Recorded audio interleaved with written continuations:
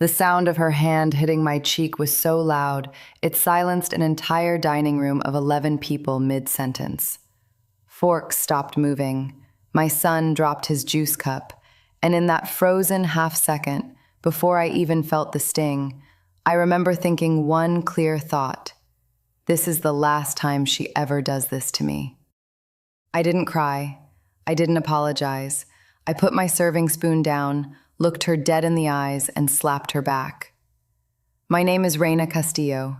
I'm 31 years old, and for 6 years I was married into a family that measured love in portions of food, seating arrangements, and whose name got said first at the table. I have 2 children, Mateo, who was 7 that year, and Lucia, who was 4. And until that Sunday dinner in October, I thought I was simply someone who didn't fit in well with my in-laws.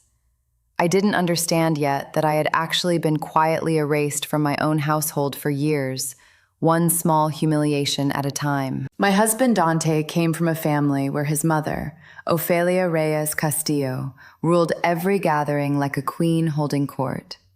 Sunday dinners at her house were sacred. Attendance wasn't optional. And there was an unspoken rule, one nobody ever said aloud but everyone understood. Ophelia's biological children and their spouses of her choosing ate first. I was a spouse of Dante's choosing, not hers, and she never let me forget it. For 6 years, I stood at the edge of that dining room while plates were passed to Dante's sister Camila, to his brother Julian, to Julian's wife Priscilla, a soft-spoken woman Ophelia adored because she'd been handpicked from her own church group. I always went last, after the children, after the guests, sometimes after Ophelia's neighbor who just stopped by. Dante called it just how mom is. I called it exhausting, but I stayed quiet because I loved my husband, and because I told myself that peace in a marriage sometimes means picking smaller battles. That Sunday, I was tired in a way I hadn't been before. Mateo had a fever that morning. Lucia hadn't slept well the night before. I'd driven 40 minutes to Ophelia's house after working a half-day shift at the pediatric clinic where I've been a nurse for 9 years, and I hadn't eaten since 6 a.m. When the serving dishes came around and Ophelia handed the rice past me, straight to Priscilla, something in me simply didn't wait its turn that day.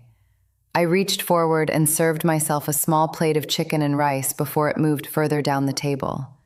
Ophelia's hand came across my face so fast I didn't see it coming. The room went silent. Dante froze, his fork halfway to his mouth. Camilla gasped, and I slapped her back, not out of rage exactly, but out of something that had been building for 6 quiet years and finally had nowhere left to go. I stood up, gathered Mateo and Lucia, who were staring at me with wide, frightened eyes, and walked out of that house without another word. Dante didn't follow me to the car. That was the first real crack I noticed, not the slap itself, but his silence afterward. I drove home with my hands shaking on the steering wheel, my cheek still warm, my daughter asking quietly from the back seat, "Mommy, why did Grandma hit you?" I didn't have an answer that a 4-year-old could understand, so I just told her everything was going to be okay. I wasn't sure yet if that was true. Dante came home 3 hours later, and instead of asking if I was all right, his first words were, "Why would you embarrass her like that in front of everyone?" That question told me everything I needed to know about where his loyalty actually lived. I asked him calmly, "Do you understand that your mother hit me in front of our children?" He rubbed his face and said, "She's 71, Reyna. She's from a different generation. You know how she is." I realized, standing in my own kitchen, that "you know how she is" had been the answer to every complaint I'd ever raised for 6 years, and I had accepted it every single time. I didn't sleep that night. I lay awake replaying years of small moments I'd buried instead of confronting. The time Ophelia forgot to invite me to Camila's baby shower and called it an oversight. The time she told Mateo in front of me that he had his father's good blood, thank God, not too much of the other side. The time she rearranged our living room furniture while babysitting and told Dante it finally looked like a real home. I had absorbed each of these like small paper cuts, telling myself none of them alone was worth a fight. That night, I understood they'd never been small. They'd been a pattern, and Dante had let that pattern exist because it was easier for him than standing between his mother and his wife. The next morning, something unexpected happened. Camila called me, not Dante's mother, not Dante, but his sister, the one I'd always assumed was simply loyal to Ophelia out of convenience. Her voice was shaking. "Reyna, I need to tell you something, and I should have told you a long time ago," she said. "Mom's been telling people for years that you don't respect this family, that you're difficult. That's why some of the cousins have been distant with you. It's not because of anything you actually did. It's because of what she's been saying behind your back." I sat with that information for a long moment, feeling something shift inside me. Not shock exactly, more like confirmation of something I'd suspected but never had proof of. "Why are you telling me this now?" I asked her. "Because yesterday was the first time I saw it happen out loud, in front of everyone, instead of behind closed doors," Camila said. "And because I have a daughter too, and I don't want her growing up thinking that's what family is supposed to look like." That conversation gave me something I hadn't had in 6 years. An ally inside the family who wasn't afraid to say the truth plainly. I asked Camila if she'd be willing to tell Dante what she'd just told me. She hesitated, then said yes. 2 days later, I sat Dante down and told him I wasn't interested in pretending Sunday had been a minor incident. I told him I needed him to actually choose, not in dramatic words, but in concrete action, whether he was going to keep excusing his mother's behavior toward me and our children, or whether he was finally going to set a real boundary.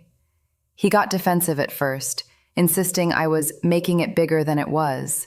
So I asked Camila to repeat, in front of him, what she'd told me on the phone. Watching his face change as his own sister confirmed years of quiet cruelty he'd chosen not to see was the first real crack in his denial. Still, he didn't immediately choose me. He asked for time. He said he needed to talk to his mother first, to understand her side. That request told me something important, that even with proof in front of him, his instinct was still to protect her comfort over mine. I told him calmly that I understood he needed time, but that I also needed to protect my children's peace in the meantime, and that meant we wouldn't be attending Sunday dinners at Ophelia's house until there was an actual apology and an actual change, not an excuse. Word got back to Ophelia fast, likely through Priscilla, who I later learned had been quietly documenting Ophelia's controlling behavior in her own marriage for years, but had never said anything out of fear. Ophelia called me directly, her voice syrupy in a way I recognized as manipulation, before she'd even finished her first sentence. "Reyna, honey, families argue, it's nothing. Come Sunday, bring the kids, we'll forget all about it." There was no apology in those words, just an invitation back into the same arrangement, dressed up as forgiveness. I told her plainly, "I'll consider coming back when you apologize for hitting me in front of my children, and when I'm treated the same as everyone else at that table, not before." She hung up on me without another word. The following 2 weeks were tense. Dante split his time between defending his mother's intentions and slowly, uncomfortably, admitting out loud things he'd never said before, that he remembered feeling embarrassed as a teenager watching his mother treat his own father's side of the family coldly, that he'd learned to avoid conflict with her because confrontation as a kid had never gone well for him. This wasn't an excuse for his silence, but it helped me understand where it came from. A boy who'd learned early that peace meant obedience, and had simply carried that lesson into his marriage. The real turning point came 3 weeks later, at Matteo's school event, when Ophelia showed up uninvited, expecting to sit with us like nothing had happened. In front of other parents, she reached for Lucia's hand to walk her to the front row, and Lucia, without being coached by me in any way, pulled her hand back and said, "I don't want to sit with you. You hit my mommy." The words landed in that small gymnasium like a verdict. Ophelia's face went pale. Several nearby parents, people who knew our family casually from school functions, exchanged uncomfortable glances. For the first time, Ophelia's carefully maintained public image cracked in front of an audience she actually cared about impressing. She left the event early that day. Dante stayed, sitting beside me, and for the first time in weeks, he reached over and took my hand without hesitation. That evening, he told me he'd finally understood something, that protecting his mother's comfort had cost his own children a sense of safety, and that wasn't a trade he was willing to keep making. The real exposure wasn't dramatic or public in a cruel way, no shouting matches, no viral confrontation. It was simply the slow unraveling of Ophelia's control once people around her stopped agreeing to stay silent. Camila began openly correcting her mother during family conversations. Priscilla finally told Julian she wouldn't attend another Sunday dinner where Reyna wasn't welcome as an equal. Even Ophelia's own sister, visiting from out of state for the holidays, pulled her aside and told her plainly that a woman her age slapping her daughter-in-law in front of grandchildren wasn't something the family could keep quietly excusing. Ophelia never gave a grand, tearful apology. That would have made for a neater story, but it wouldn't have been honest. What she gave 6 weeks later was a stiff, formal phone call where she said, "I shouldn't have put my hand on you. It won't happen again," before quickly changing the subject to ask about Mateo's fever from that October night. It wasn't warmth. It wasn't real remorse in the way I might have hoped for. But it was, for the first time in 6 years, an acknowledgement that she had done something wrong, and that alone shifted the balance of power at that dining table permanently. We do go to Sunday dinners again now, occasionally, but on different terms. I serve myself when I want to. My children sit wherever they choose. Dante speaks up the moment his mother tries to slide back into old patterns, and more often than not, he doesn't need to, because Camilla or Priscilla speaks up first.